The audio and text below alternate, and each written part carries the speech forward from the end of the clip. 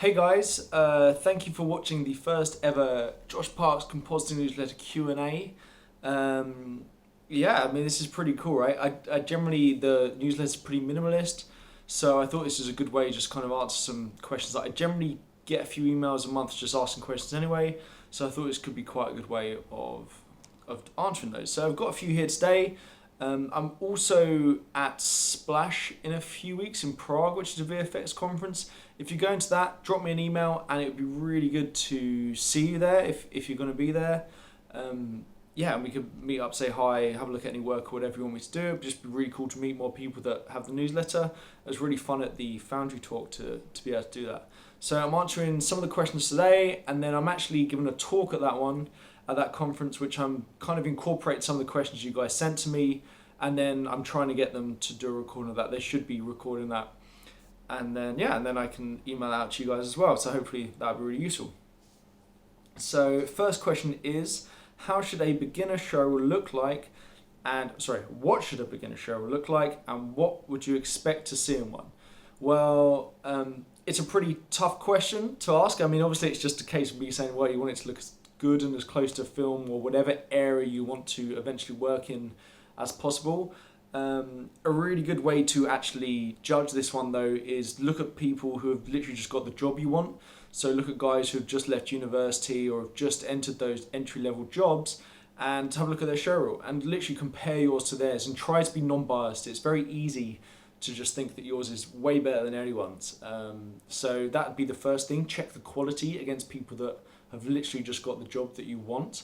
And then also, what would I expect to see in a compositing reel would be just showing the core skills. So you'd want some keying in there, some projection stuff in there. Probably it's a junior role, you'd probably want to add a little bit of prep, so some mark removal and things like that. That kind of stuff's what you want to be doing, and show off at least 3 of those. I generally say like at least 3 shots which are showing those things. And then anything else, make sure it's really, really good. You only want to be adding good stuff in there. Your show could literally be one shot. If it was an amazing one shot and it had everything, you showed off projections, keying, marker removal, all that stuff, then that'd be, well, you could definitely do it that way. But I think at least 3 generally, just to show that stuff. Don't feel like you need to put everything in there. That's a mistake a lot of kind of uni guys make. They kind of put all of their work from university.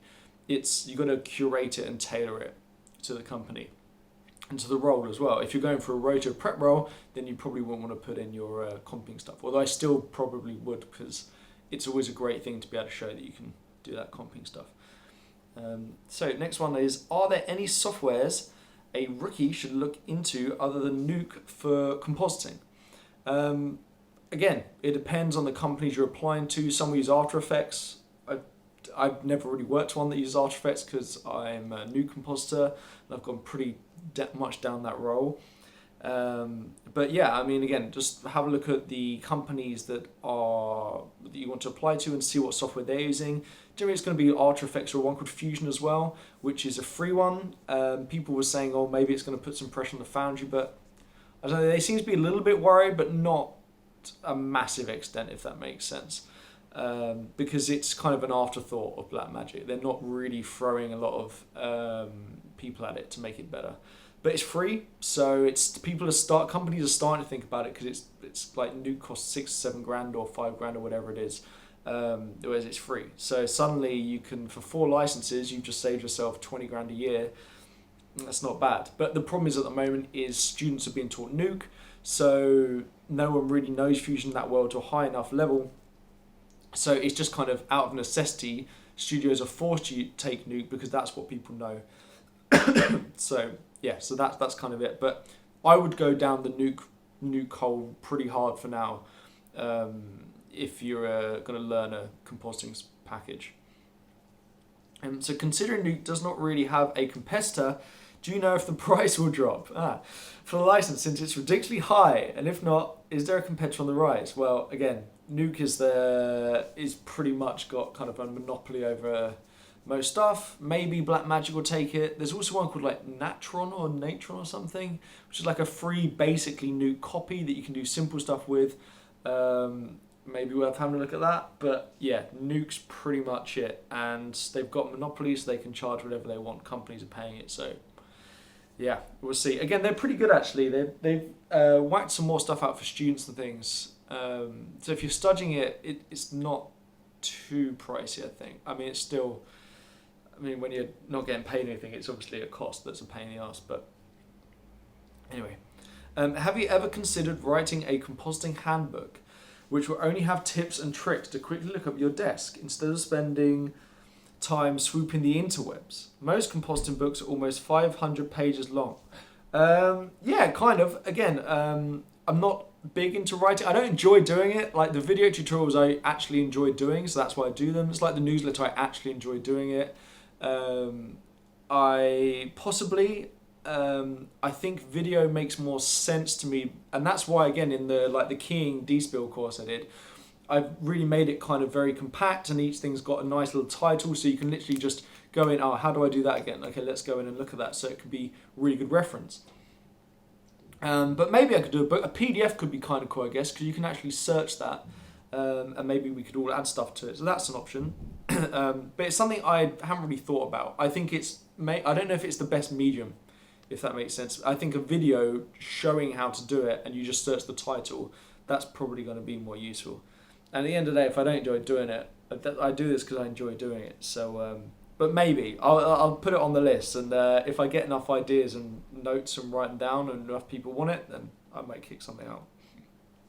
Next one is living in the UK. What are the signals regarding Brexit and companies in the UK getting work? Are there any concerns in the industry for artists in the UK? This is an odd one at the moment because London's pretty busy. Some film work's kind of going out, but we're getting loads of TV work in, and we're actually getting a lot of film work in still. So it hasn't affected us just yet. I think companies are starting to worry, and they are getting in touch with the government just to try and confirm certain things, and I think it may be an issue. A good friend of mine is very high up in Technicolor, a German guy, who was saying he's having to start applying for kind of visas and all sorts of stuff, and he's quite a well-paid person in Technicolor, really high up, and even he's having to kind of fight for a visa a little bit. So it is a bit worrying. It's also worrying as well if you're a compositor in the UK who wants to work in Europe for a few months. At the moment, I've got a friend right now who's about to go to Rise in Germany, and it's so easy. You can just go over, and he's doing a 2-3 month contract, and it's very easy for him to go over. But that may change for us guys, right? Like if it's not as easy to go in Europe, then maybe that's going to be a huge pain as well. Although, I mean, again, companies in Vancouver seem to be able to get people in and out fairly easily. I think it's probably a lot trickier than it is from the UK to Europe, but again, they get enough people there. Weta, the same New Zealand. So I don't know. I feel like the government's making subsidies, obviously giving the industry subsidies, so maybe they'll make it slightly, I mean, who knows. Again, I'm slightly biased. Obviously, I want London to still be a great place, and I think we'd be screwed without any international people. That's the great thing about this industry, having people from all over the world come to London to work and things. So who knows? They're worried about it, and they're doing stuff about it now, but I think everyone's kind of not quite sure how it's going to affect us. They're still taking work. I know various big companies know what they're going to be doing up until 2020 or 2021, so I don't know, we'll see. Again, I know as much as you. And then the last question, is will you be doing any more stuff with the Foundry? The last thing you gave was really cool. Yeah, that was really fun. It was a really, really fun thing to do, and I knew Suzanne from ILM and NPC, so it's really cool actually meeting up and doing something together. At the moment, I'm not in talks with the Foundry to do anything else. They said it went really well then, it got really good feedback, so I think they may get in touch with me again about doing some stuff. I've got a lot of ideas of things I want to work on, and that's kind of what I'm doing in my spare time. So, and we kind of spoke about certain things when we met up before, and they weren't as passionate about certain things that I'm passionate in, and I wasn't as passionate about certain things they're passionate in, so I kind of find it easier just doing my own thing. But again, it's really nice having their support, and they're very supportive of me just doing my own thing. So yeah, I'm sure they'll get in contact with doing something again. I've got a few good friends there who are just happy to just meet up for a coffee or a lunch every now and then, getting some input and stuff. and I really enjoy doing that. And I like being my own boss with this stuff. Like, I just do it because it's fun. I don't really want to take instructions from anyone else. Yeah, so that's the first ever Q&A. There you go, guys. If you have any questions, just drop me an email and I'll add it to a list, basically. And if you're in Splash in Prague, the VFX conference, let me know and we'll have to meet up or something. I'm doing a talk there, and I'm also doing my King and D-Spill course, but it's kind of like a 4-hour live thing with people there, and we're kind of going over and doing some stuff. That won't be recorded. I'm going to try and get the talk recorded and send it out to you guys as soon as possible. So have an awesome, awesome day or week or month, wherever you are in the world. Thank you for subscribing to my newsletter. It's always really great. Kind of, actually, the Foundry thing was really cool, meeting people who had signed up to it. That was really, really fun. But yeah, thank you again for signing up to it. I hope this is useful for you. If there's anything you'd like me to do that you feel like would be useful for you, then just drop me an email and I'm completely open to doing it. Yeah, any way I can help you guys. It's such a small industry. The more knowledge we get out to people, the better. Have a great week, and I'll speak to you soon.